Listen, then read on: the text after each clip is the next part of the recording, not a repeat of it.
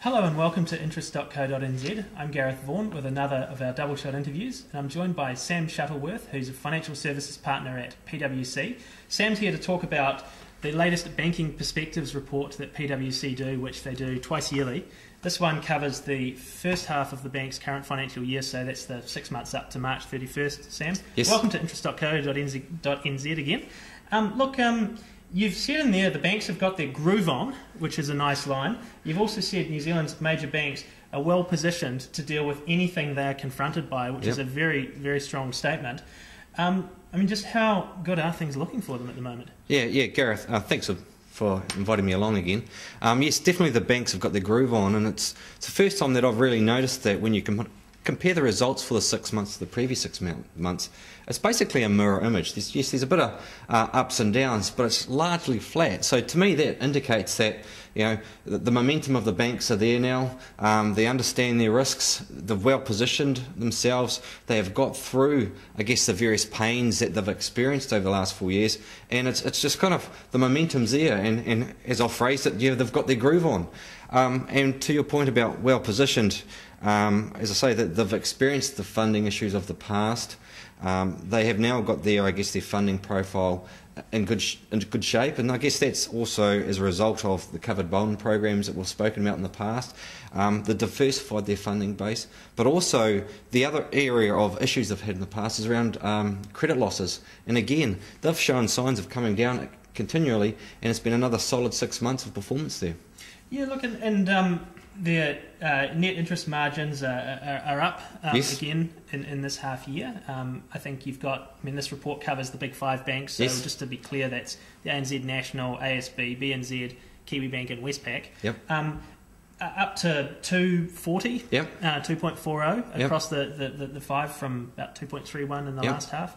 Are these going to go much higher? They're, when you look at the comparative figures around the world now, our banks are, by most measures, among the most profitable in the developed world. Are they going to keep rising? Yeah, so the net interest margins report of the banks are showing signs of strength, and that's indicated to me that they've been very good at repricing their loans, but also maintaining their funding over the last 6 months.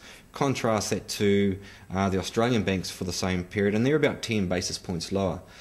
To me, the margin there at 2.4, it means that they've got flexibility, and they've got the ability to engage in a bit of competition to try and gain market share, because we are off a kind of still a low base of credit growth, and we've just recently seen that with, I guess, the fixed rates that have kind of shown a bit of aggressive pricing in about May or June. So we've got ourselves, the banks have got themselves a bit of a buffer there, and we might see a bit of pressure on that margin as they kind of compete head on to I guess bolster their residential mortgage book.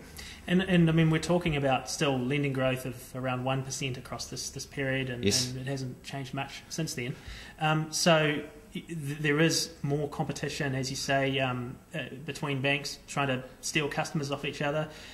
So as you say, they've got a bit of scope to do that, given their margins at the moment. There's a bit of play involved there now. You anticipate that there's going to be more competition of trying to steal customers? Yeah, and I think that's right. And is it going to branch out from the mortgage market a bit more? Yeah, when you look at the mortgage market, I guess there is a slight advantage for this kind of competition, and it's kind of a circumstance that's arisen is when you look at the amount of borrowers that are in floating interest rates. Now that ticked up to about 63% at March.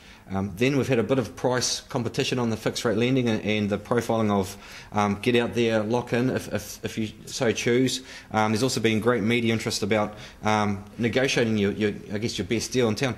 Subsequently, we've seen that kind of 63% sitting on floating rates has now actually dropped down to 60. So I guess we're starting to see that competition coming through in the numbers, and I would expect that to continue, especially with such a high proportion of New Zealand borrowers at floating. To your point about, will this eke towards corporate? Well, I guess it's on a case-by-case basis. Clearly, there's still some good quality corporate exposures out there, and if any of corporate New Zealand is looking to refinance and they're considered to be of appropriate credit quality and low risk, I suspect you'll see some pricing pressure also in the corporate lending, I guess, for the banks to try and attract further corporate customers. Now, in sharp contrast to that 1% lending growth, deposit growth is just under 7%, much stronger. Yeah. Is this this deposit growth we've seen in the last few periods, it's pretty much unprecedented. Yeah, I was really surprised to see the actual lift in customer deposits. I thought we might have hit a ceiling and was going to slow down to maybe 1 or 2% every 6 months, but that 7% was a very sharp increase. And I guess it's further illustrating the banks are looking at appropriateness of funding and making sure that they get a good stable base, and that is a good news story for the banks, which kind of helps them tackle anything else that eventuates, especially when you look at what's happening in the European region. And with that strong base, it's interesting to see what will happen going forward. Will we see the same amount of growth? Because we are still deleveraging as a country, which is positive. So, is this a sign to continue? That said, I guess there is a bit of further kind of push away at this stage. There is speculation about state-owned enterprises in the float, and how that's been targeted to the mum and dad. So there will be a bit of pressure on those saving products and those saving deposits in the coming months with further investment opportunities. Yeah, we have seen huge growth in bank deposits in recent years, I guess, as a following on from the global financial crisis and obviously the demise of most of the finance companies in New Zealand. So something to watch. And look, you've also noted that it's the first period since the global financial crisis where corporate lending has risen by more than $1 billion. Yes. So that's quite significant. What's really driving that? Yeah, I think it's, I guess, the lights at the end of the tunnel. Could I be so bold and suggest that? I guess when you look at the economic factors, I guess we're not heading down. There is a bit of volatility in it, but I guess net positive. We're looking at the Christchurch rebuild occurring shortly, we hope. The GDP forecast numbers, they're showing a bit of strength and resilience there.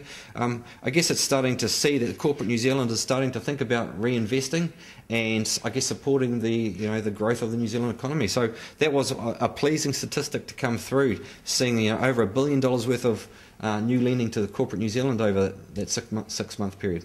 And also bad debts, the lowest for a half year period in any time since early 2008. Correct. So before the global financial crisis.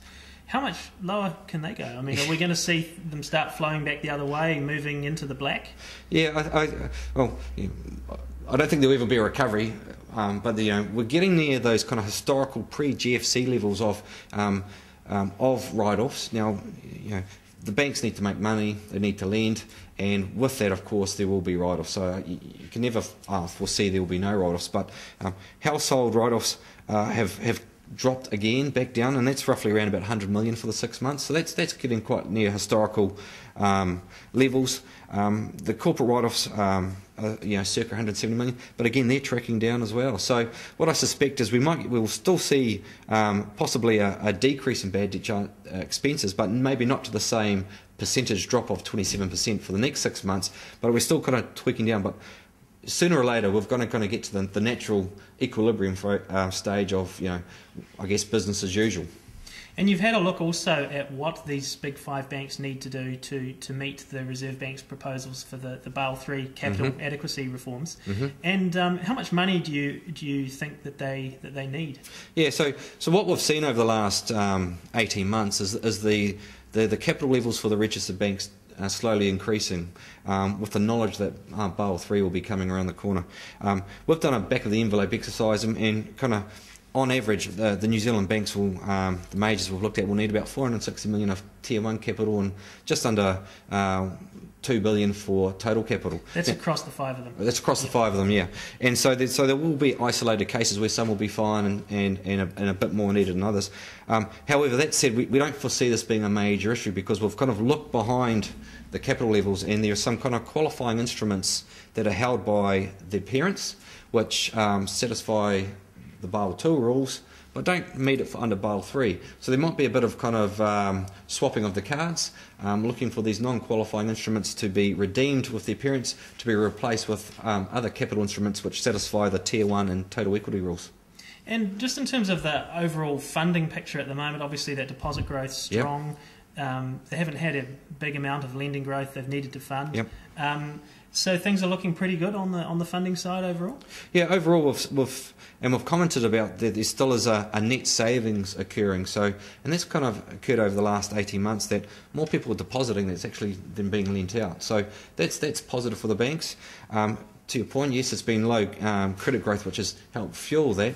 But what that's also meant is slowly but surely, our reliance on wholesale funding in the New Zealand banks is slowly but surely reducing. I think we've gone from 42% now down to 39% of funding is now wholesale. So this is good news, and I guess it reflects our comment. The banks have got their groove on, they've learnt from the lessons of the past, and they're just repositioning themselves to deal with what's in front of them.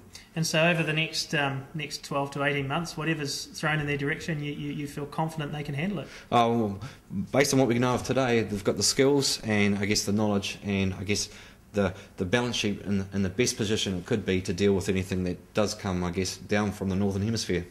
Well, thanks for that, Sam. That's Sam Shuttleworth, who is a financial services partner at PwC, talking about the firm's new Banking Perspectives report. And I'm Gareth Vaughan at interest.co.nz.